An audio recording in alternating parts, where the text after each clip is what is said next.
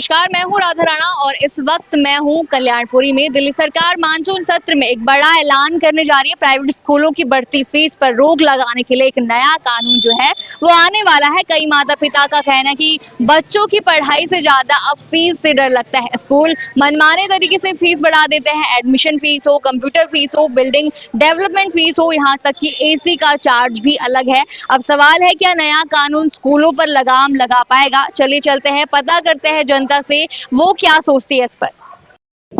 नमस्कार सर, अभी बोला जा रहा है प्राइवेट स्कूल की फीस कम करी जाएगी, तो आपको लगता है कि मिडिल क्लास के लिए बेहतर होगा?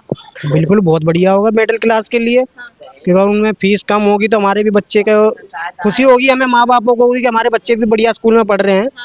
तो उसके लिए तो ये तो बिल्कुल सही है कि कम होनी चाहिए। सर, आपको क्या लगता है कि बेहतर पढ़ाई कहाँ है, सरकारी में कि प्राइवेट में? अब ये तो वैसे देखा जाए तो प्राइवेट में ही सुनने में आता है कि प्राइवेटों में अच्छी पढ़ाई चलती है, सरकारियों में नहीं चलती, तो प्राइवेट में ही बताते हैं। तो बच्चों के लिए बेहतर होगा काफी, क्योंकि काफी हद तक वो हर चीज में पैसा लेते हैं, किताबें, हर चीज की मेंटेनेंस की। प्राइवेट में तो ये इसी चीज के लिए तुम्हारे मिडिल क्लास पीछे हट जाता है ना, कि बच्चों को फिर पढ़ाए तो फिर सरकारी सही है, फिर इतना पैसा दे नहीं पाएंगे ना प्राइवेट में।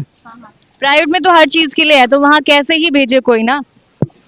कैसे, अब मिडिल क्लास का तो बजट नहीं है ना फिर वो प्राइवेट में लिखाने के लिए। अगर कम होगी फीस तो प्राइवेट में भी पढ़ाएंगे सर गरीब बंदा।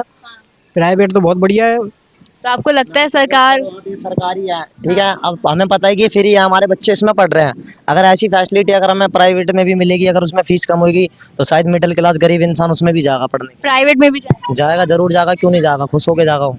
अभी वो जा नहीं सकता क्योंकि इतनी फीस वो दे नहीं पाएगा। मिडिल क्लास बंदा कहाँ से देगा, नहीं दे पाएगा, क्योंकि प्राइवेट की बहुत है तो वहाँ दे ही नहीं सकते हैं। नहीं दे सकता हूँ। अभी यही अगर प्राइवेट में फीस कम होगी तो मिडिल क्लास बंदा भी जाएगा।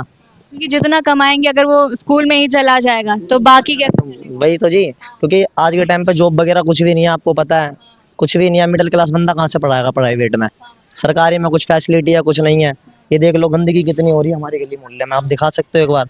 कुछ नहीं है, आप दिखाओ एक बार मैम, दिखाओ तो ये देखो, बताओ सफाई वफाई कुछ भी नहीं है। अंदर गली में चले जाओ, पानी भर रहा है, इनसे डेंगू पैदा होगा, गली के बच्चे ही बीमार पड़ेंगे। वहां जाएंगे डॉक्टर के पास, वो इंजेक्शन ठोक देगा बच्चा के ऊपर। फैसिलिटी नहीं है, फैसिलिटी बहुत कम है हर चीज की। बहुत कम है। आपको लगता है कि काम होगा इस चीज पे? अब लगता है क्या है, देखते देखते बड़े हो गए और अभी तक देख ही रहे, कुछ नहीं हो रहा। अब आगे जाके देखते हैं क्या था, आगे हो जाए। आपको लगता है कि सरकारें कभी कभी सिर्फ वादे करती हैं, वो जमीन पे नहीं आता है? नहीं, सरकार वादे करती है, उन्हें पूरा भी करती है, ऐसा नहीं है जी। पर कई चीजें ऐसी होती है नहीं ध्यान देते हो। जैसे साफ सफाई में अभी कुछ भी नहीं है, देख रहे हो आप क्या क्या गंदगी है, गली में पानी भरा है कुछ।